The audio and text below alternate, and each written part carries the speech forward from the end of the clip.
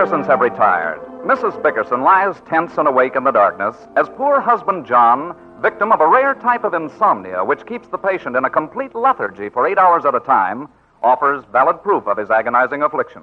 Listen.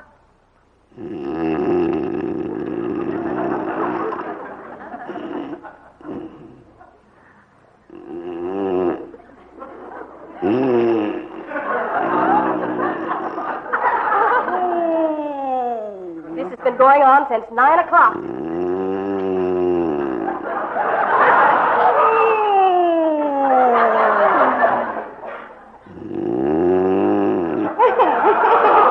Oh, please, not that again.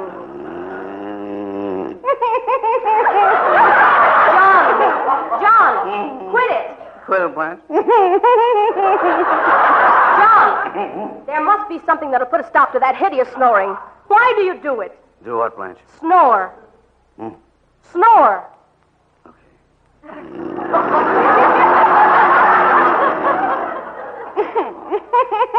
John, I'm going out of my mind. For years, you've been telling people you've got insomnia. And you not only sleep like a log, but you sound like you're sawing it. Very funny. It isn't funny, it's tragic. There's the clock again. 2 o'clock. I've counted that thing chime 45 times since we went to bed, and I still haven't slept. Well, how do you expect to sleep? You're going to lie there counting chimes. Throw the darn clock out. It's keeping me awake, too. You wouldn't wake up if we had Big Ben in the room. Big Ben who? The house could fall down, and you'd never know it. Oh, that's not true, Blanche. You know I'm a very light sleeper. Light sleeper. About an hour ago, we had the worst thunderstorm I ever heard, and you never even budged. Well, why didn't you wake me? You know I can't sleep when it's thundering. I'm a nervous wreck. I've got crow's feet around my eyes. My forehead's all wrinkled. My chin is sagging. Yeah. I'm beginning to look like an old hag. It's true, isn't it? I wouldn't say that. Why not, John? I'll be awake for the rest of the night. You do think it's true, though, don't you? What's true? I'm beginning to look like an old hag. You are not beginning to look like an old hag. Why do you emphasize beginning? All right, you're not beginning to look like an old hag. That sounds even worse. Well, how do you want me to say it? Say I look beautiful. Okay, I look beautiful. Good night. Oh, I don't know how a man could be so cruel. Is it any wonder I'm getting old before my time? What time is it? It's after 2 o'clock, and I haven't slept a wink. Well, go to sleep. You can't stand the sight of me, can you, John? I can stand it fine. Before we were married, you used to say such beautiful, poetic things. You don't anymore. Oh, well, Blanche, how do you expect me to feel poetic at 2 o'clock in the morning? You used to feel that way at 3 o'clock before we were married. Say something poetic. Humpty Dumpty sat on the wall. Humpty Dumpty had a Oh, great fall. stop it. You're just trying to irritate me now. Well, what do you want me to say? You know what I want you to say. Okay. Blanche, when I look into your eyes, time stands still. Are you satisfied? No. Well, why not? That might also mean I have a face that would stop a clock. Well, if the shoe fits, wear it. I want to get some sleep. You're not going to make me believe I'm hideous and ugly, John Bickerson. It isn't so long ago I won a beauty contest in my hometown. Long enough. I never hear you tell any of your friends about it. Oh, Blanche, a man can't go around telling his friends that his wife was Miss Clam Harbor Lighthouse in 1931. You make it sound as though I were the only girl in the contest. What about my sister, Clara? What about her? Plenty. You won it, didn't you? I'd like to hear you talk that way about Gloria Gooseby. Oh, now, don't start with Gloria Gooseby. The way you drool every time you look at her, you'd think she was Miss America. I don't drool when I see anybody. I hate Gloria Gooseby. Then why do you keep inviting her here to dinner? I didn't invite her. You did. Don't change the subject. If it weren't for the fact that her husband Leo is such a nice person, I wouldn't have either of them in the house. And the dinner was awful. Well, you cooked it, Blanche. Yes, but the thought of that horrible Gloria Gooseby coming to dinner got me all confused and it ruined everything. The minute I turned my back, the roast caught on fire and I had to throw soup on it to put it out. You should have thrown that pie on it, too. There was nothing wrong with the pie. I hate lemon meringue, and you know it. It wasn't lemon meringue, it was apple pie. Well, what was that yellow stuff on top? The crust got burned and I had to put some unguentine on it. Thank heaven, I didn't eat any. No, but your girlfriend stuffed herself with 4 pieces, the glutton. She is not my girlfriend, and quit talking about her so I can get some sleep. You wouldn't look at her twice if she didn't wear those brazen dresses. I would, too.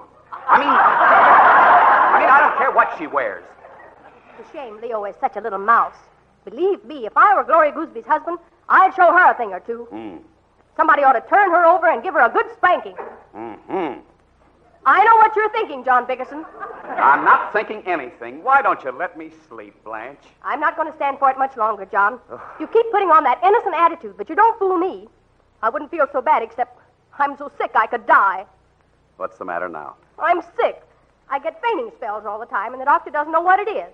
I know I'll never recover. Oh, don't be silly. You'll recover. You've got a healthy constitution. I have not. You have, too. You had pneumonia and you got well. You had the flu, you got well. You had the mumps, you got well. You've had 60 diseases and you always got well. Never saw such a healthy woman in all my life.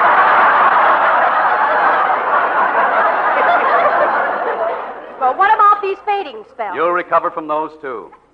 But if you ever get lockjaw, you'll bust. Why don't you faint now so I can sleep? Of all the unsympathetic, unfeeling wretches, if you ever lost me, it wouldn't mean a thing to you. Oh, wouldn't it, though? Well, you don't have to sound so eager. I'm not eager. I'm just sleepy. It's a good thing we don't have any children. I can just imagine what kind of a life a poor little child would have in this house. To have a father who constantly raves and rants, selfish and thoughtless, a man who can't bear the sight of his own child. What are you talking about? Me sick in bed and the poor little infant crying in his crib, crying his heart out for a little attention. Blanche. Why don't you feed the baby, John?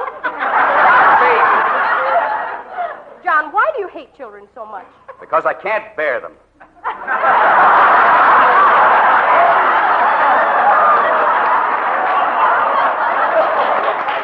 I know, but why do you hate them?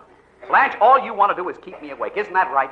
You would have been asleep long ago if you hadn't kept me awake with your snoring. Well, can I help it if I snore? Yes, you can. Dr. Marvin tells me there's something wrong with your nasal passages. Yeah. He says you have a deviated septum. Why don't you let him fix it? Okay, I'll have it fixed next week. You say it, but you won't do it. Let him fix it now. What? Go on, get up and let the doctor pull out your septum. Blanche, are you out of your mind? You think I'm going to let that broken-down doctor hammer on my nose at 3 o'clock in the morning? He doesn't hammer on your nose, he chisels. You can say that again. I've seen his bill. Well, you're going to have to do something. As it is, neither of us get any sleep. Why don't you have him sew up your ears?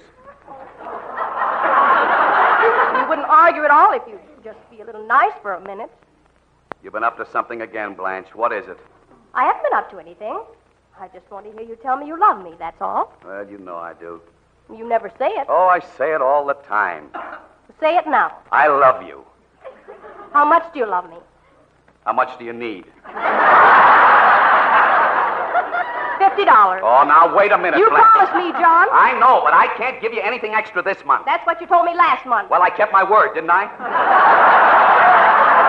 Now, what do you want $50 for? The rent. Oh, the rent is right here. It's in the cookie jar. No, it isn't. This, too. I looked there yesterday. You didn't look today. What?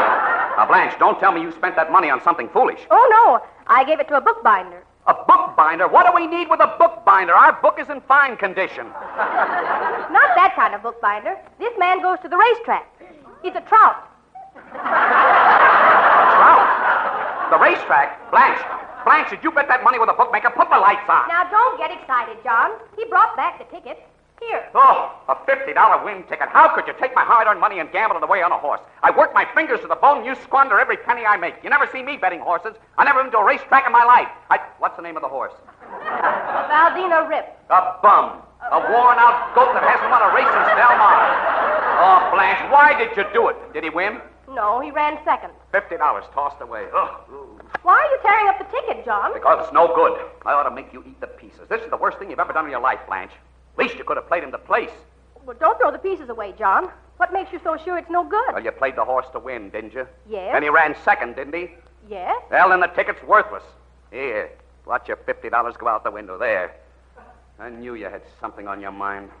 I'm sorry, John. Yeah, what's the difference? Who won the race, do you know? Yes, I heard it on the radio. Well, who won it? Disqualified. Disqualified?